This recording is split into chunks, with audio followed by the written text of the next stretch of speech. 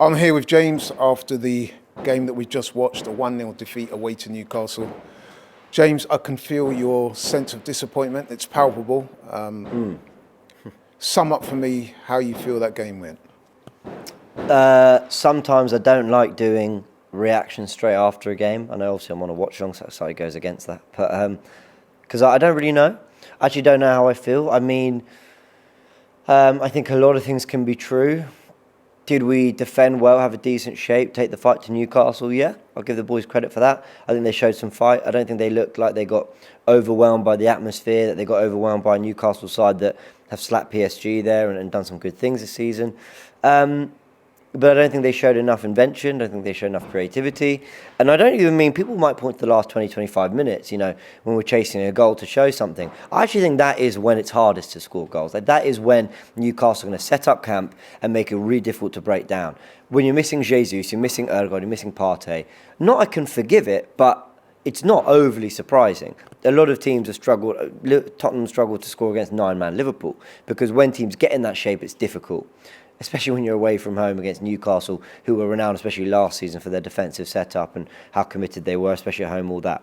However, that took a while to get to that. But the point is, in that opening half, especially in the first half, the openings were really there. Like, there were moments, Jorginho fed in behind to Havertz. A couple sort of Havertz winning the ball and then getting the flick on, driving, trying to feed Eddie. Declan Rice driving through the heart of midfield. No one making the right runs. Martinelli coming inside, but shots straight at the keeper. Now, that's not me saying we peppered them. We didn't at all. It's the opposite. We had the openings, but we didn't turn those openings, mainly in the first half, into anything tangible, into shots on target, into asking proper questions. I don't think we ever made the Newcastle fans think. If I'm a Newcastle fan in there, I think they're watching that going, okay, you know, it's trying to get the ball and they're in a good rhythm and they're keeping it nicely, but they don't actually ask us any questions here. And they'll reflect really positive on that themselves. And for us, you've got to wonder why we're not able to create more, especially when we need it. Is it me? But part of my disappointment is that I just don't feel we should have lost this game. I mean, you're right. We did lack a bit of penetration up top. I think the stats will say we had something like 14 shots on goal to their 9, but only one of them are on target. So I do take your point, and people will bring up this fluidity thing that we've been discussing week on week, it seems. However, the goal, let's talk about that for a minute. It's been controversial, that goal, for a few things. The first thing was there was a possibility the ball might have gone out of play. Then we were hearing about offside, then hearing about a foul. But I've got to keep it real, James. Ultimately, for me, the keeper's got to do better than that, surely. Yeah, look, we started this interview by talking about Arsenal not creating enough. And when you don't create enough, the margins can go against you sometimes. David Raya as well. Yeah, not good, I agree. Just I always say when a keeper comes for the ball, they've got to claim it. If they don't, they're responsible for misjudging the fact they even came to claim it in the first place. That's if a goalkeeper clatters into the player, that might be whatever. In this case, just gone over him. And so it's kind of left to an empty net for, you know, Joe Linton, Gabriel and Gordon to sort of fight out before Gordon puts it away.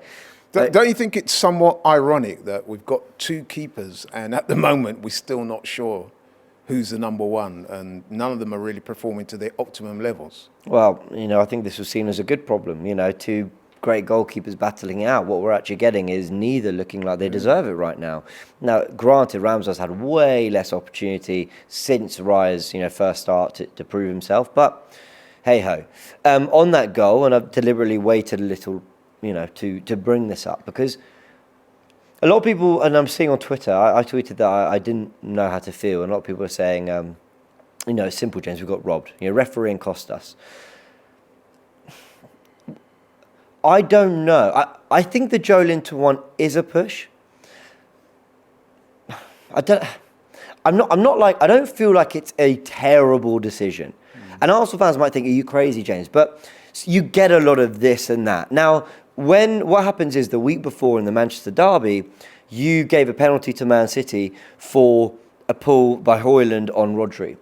Now, what they said, the precedent they set by giving that was essentially saying it's about the action and not so much the force. So Joe Linton, it's clear pictures, he's done this in the back of Gabriel. That tells us that it should be a foul and it should be disallowed. But the thing is, they then operate by this whole, is it clear and obvious? Which in that sense, maybe is it totally utterly clear and obvious? Maybe, I don't know. But with other ones, look, the point I'm trying to make is, while I think that goal should be disallowed, I don't think it's like the end of the. I don't think it's like the most awful. It's not what happened with Diaz and Tottenham and all that. I do think that Bruno Guimaraes. Yeah, I was going to ask you about that. Should he have stayed on the pitch? Although some Newcastle fans will say that Havertz could have been but sent I don't off. think they're comparable. Kai Havertz, he's lunged recklessly, but it's an attempt to try and block the ball. And you know it's an attempt to try and block the ball because actually his leading foot doesn't catch the player, it's his trailing one. What does that mean? If you're right-footed, your player's there, you're going in, you catch the trailing foot, that means you're far enough in front. You didn't catch. But is there an argument to say that his leading leg was off the floor, therefore he was out of control when he made the tackle? And not only that, the guy went careering into the barriers. We keep going back to inconsistency. All right. Yeah. Well, if it's about the intent, then let's go back to Thiago Silva's two-footer on Martinelli, where he won the ball cleanly. But is it intent? Is it whether you get the ball? Is it how you catch them? What is it? We don't. The only thing we can agree on with the refereeing and the VAR these days is that the only consistency is the inconsistency. So the referee. Sorry, let me just come back. The referees and VAR are making such a mess of decisions that I'm left here with what should be obvious decisions and I'm not knowing, because whichever side you land on, you could point to another decision that has gone certain ways and say, well, they did this for this or they did that for that.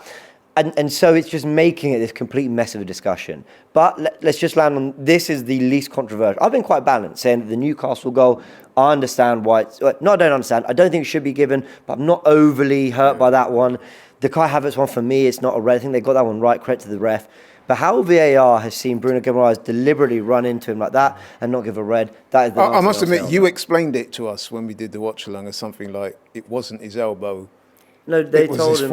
It was his forearm, therefore they didn't... VAR told Sky Sports. And I must say, when you said that, at first I thought you were winding me up. It's only later on that you said, actually, no, I'm being serious. No, it's true. So it's almost like they're making these things up as they go along. But, they said it was forearm, not elbow, therefore... Yeah. But let's recap. A tangent, but needed tangent. Yes, sorry, absolutely. Let's look at it logically. 2 games, 2 defeats. Yeah, bad week. Big game coming up, Seville. It's not been a good week for us so far. Mm-hmm. How do we bounce back on Tuesday? Yeah, well, you got to beat Sevilla and Burnley at home. That's, there's no question of that. Look, nothing like this week hasn't been season defining, but it's been pretty bad. Out of a cup competition, and now we could be 3 behind Man City, the team that we really think are rivals for the title. But at least we could be 5 behind Tottenham, and we've played them. So we played them at home. Yeah. So we're relying on other results to a degree to do us a favour to catch them. So it's a really bad week. Arteta, I think, has to really look at himself this week. Why could we not break down West Ham? Why did we look so poor in the second half? Why could we not respond to going goals behind in these games? Very simply, why have we lost 2 games in a week when we were good enough for at least... Well, we were good enough for more. We were good enough for at least going through to the next round. We were good enough for at least a point against Newcastle. And this is what I find difficult about this game. The fine margin went against us. So on another day, I think we get something out of this game, even at least a point. That's where a little part of me feels sorry for the players, because there was a commitment that I liked. There was the determination, a fight that I liked. But there was a total lack of quality. And who are the players on there that are meant to show quality? Vieira, who came on, Jorginho, Havertz, Eddie... Saka, but we know Saka's shown it, but the others he's either signed or given contracts to. So he needs to find a way to make it work, Arteta, because going forward we look incredibly flat. Would you make any changes for the game against Seville? Yes, but I don't know at the moment what. Okay, Jay, it's been one of those days. Thank you very much for your time. Cheers, Laurie.